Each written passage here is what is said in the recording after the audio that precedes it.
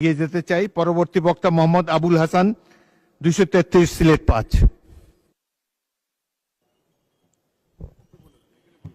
মাননীয় স্পিকার, আপনাকে ধন্যবাদ। আমি প্রথমে মহান আল্লাহর শুকরিয়া আদায় করছি, সাথে সাথে আমার নির্বাচনী এলাকা। মাননীয় সদস্য, আপনার সময় 5 মিনিট। মাননীয় স্পিকার, আমি মনে মনে ভাবছিলাম খেলাফত মজলিসের একমাত্র নির্বাচিত প্রতিনিধি আমি, আমার দিকে আপনি সদয় দৃষ্টি রাখবেন, আমাকে একটু সময় বৃদ্ধি করে দিবেন। আশা করি পরিশেষে আমার সময় বৃদ্ধি করবেন। ধন্যবাদ মাননীয় স্পিকার। মাননীয় সদস্য, এই সময় দেয় আপনাদের হুইপেরা। মাননীয় স্পিকার, অ্যানাউন্স করি সময়টা। আমি মাননীয় স্পিকার, জি বলুন।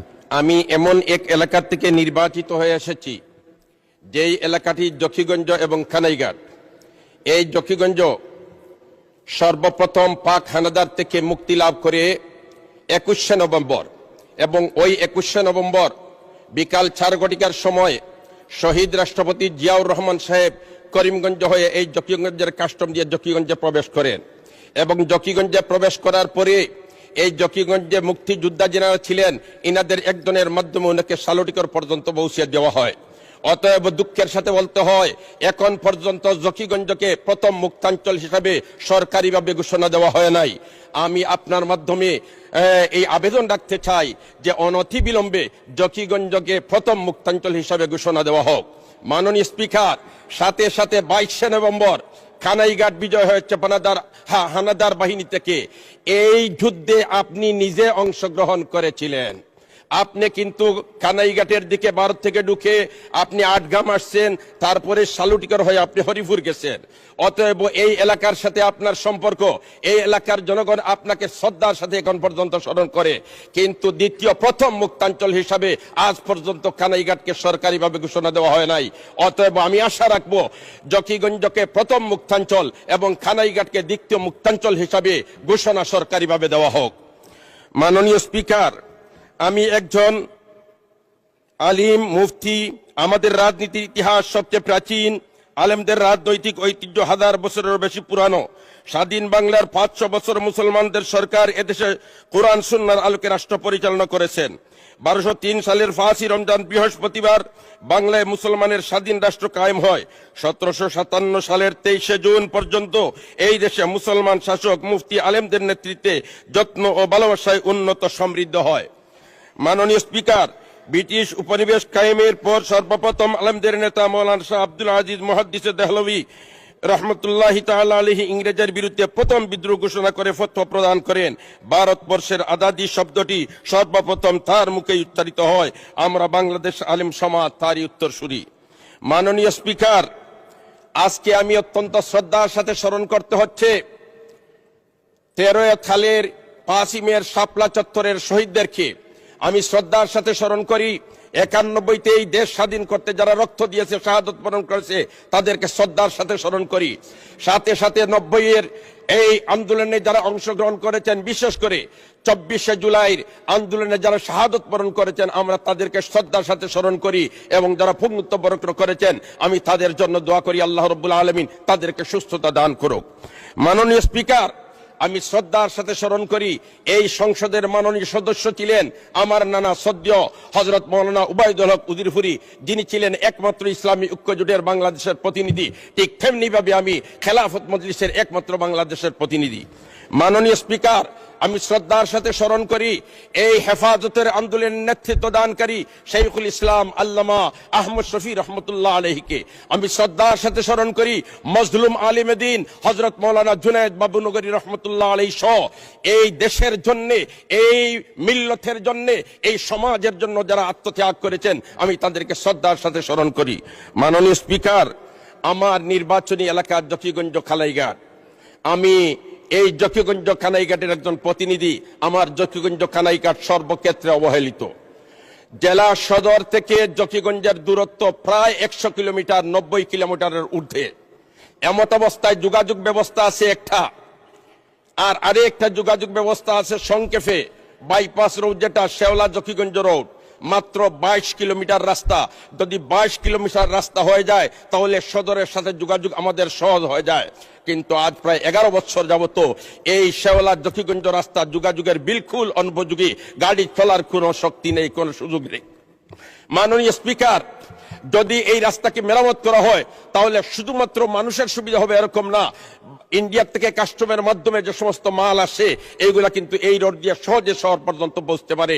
এই রাস্তা ভাঙ্গা থাকার কারণে এই সমস্ত সুযোগ থেকে আমরা বঞ্চিত আছি।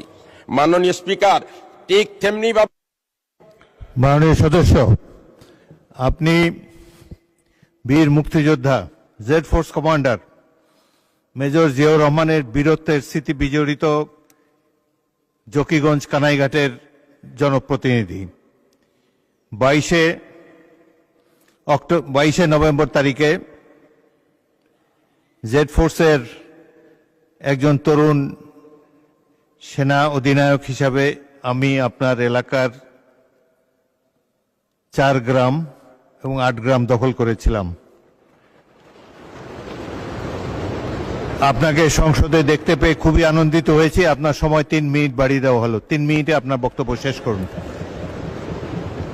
মাননীয় স্পিকার, কানাইঘাটের একটা রোড মাত্র, যেটা হচ্ছে গাজী বুরহানুদ্দিন রোড, চলাচলের বিলকুল অনুপযোগী। আমি চাই জরুরি ভিত্তিতে এই রাস্তা মেরামত করে চলাচলের উপযোগী করে দেওয়া হোক। ঠিক তেমনি ভাবে নদী ভাঙ্গন, আমরা জানি বাংলাদেশ নদীমাতৃক দেশ, নদীর এই পার ভাঙ্গে সেই পার গড়ে, এটা নদীর খেলা। কিন্তু আমার জকিগঞ্জ কানাইঘাটের বেলায় খেলা নয়, বাংলাদেশের মানচিত্র সংকুচিত হয়ে আসছে। আমরা দেখতে পাচ্ছি আমাদের চোখের সামনে বাংলাদেশের মানচিত্র, যেমন জকিগঞ্জ কুশিয়ারা নদীর একটা সাইট আছে বুইয়ারমুড়া, ওই এলাকায় প্রায় 5 কিলোমিটার জায়গা ভারতে চলে গেছে।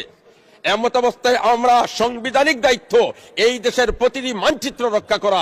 আমাদের চোখের সামনে নদী ভাঙ্গনের কারণে বাংলাদেশের মানচিত্র ছোট হয়ে আসছে। এজন্য জরুরি ভিত্তিতে মানচিত্র রক্ষা করার জন্য এই নদীতে ব্লক ফেলে স্থায়ীভাবে ভাঙ্গন প্রতিরোধের ব্যবস্থা করা হোক। মাননীয় স্পিকার, মাননীয় স্পিকার, আমরা যদি শিক্ষার দিকে তাকাই তাহলে অনেক আমরা পিছনে। আমরা জানি আজকের ছেলেরা, আজকের মেয়েরা, আজকের শিশুরা আগামী দিনের ভবিষ্যৎ। স্কুলে সাবজেক্ট আছে কিন্তু ওই সাবজেক্টের কোনো শিক্ষক নেই। শিক্ষক না থাকার কারণে এই সাবজেক্টের অভিজ্ঞতা ছাত্র অর্জন করতে পারছে না। এজন্য আমি দেখতেছি এইভাবে যদি চলতে থাকে তাহলে আগামী আমাদের জন্য অন্ধকার হয়ে আসছে। এজন্য শিক্ষা প্রতিষ্ঠানে যে সমস্ত শূন্য পদ আছে, জরুরি ভিত্তিতে এই শূন্য পদগুলা পূরণ করার জন্য সবিনয় অনুরোধ জানাচ্ছি। মাননীয় স্পিকার, স্বাস্থ্য খাতে আমার জকিগঞ্জে একটা হসপিটাল আছে, কানাইঘাটে একটা হসপিটাল আছে। জেলা সদর থেকে 100 কিলোমিটার দূরে, অপরদিকে রাস্তার অবস্থা ভঙ্গুর। এই হসপিটালে পর্যাপ্ত ডাক্তার নেই। মাননীয় স্পিকার, আমি যদি হসপিটালের অবস্থা তুলে ধরি তাহলে ডাক্তার সংকট।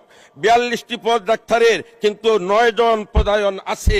এই 9 জনের মধ্যে থেকে 6 জন সাহিত্য কমপ্লেক্সে কর্মরত পদায়িত, 3 জন বিশেষজ্ঞ চিকিৎসক অন্যত্র সংযুতিতে কর্মরত আছেন। অতএব মাত্র এই 9 জন থেকে 3 জন চলে গেলে 6 জন। এই 6 জন ডাক্তার দ্বারা এই প্রায় 3 লক্ষ মানুষের সেবা দেওয়া তো মোটেই সম্ভব নয়। এজন্য জরুরি ভিত্তিতে কানাইঘাট এবং জকিগঞ্জে যে সমস্ত ডাক্তাররা পদায়িত আছেন তাদেরকে এই নির্ধারিত স্থানে তাদেরকে দেওয়া হোক এবং আরো ডাক্তার দিয়ে কানাইঘাট জকিগঞ্জ মানুষের সেবা করার আপনি সুযোগ করে দেওয়ার জন্য আপনার মাধ্যমে সদয় আহ্বান জানাচ্ছি।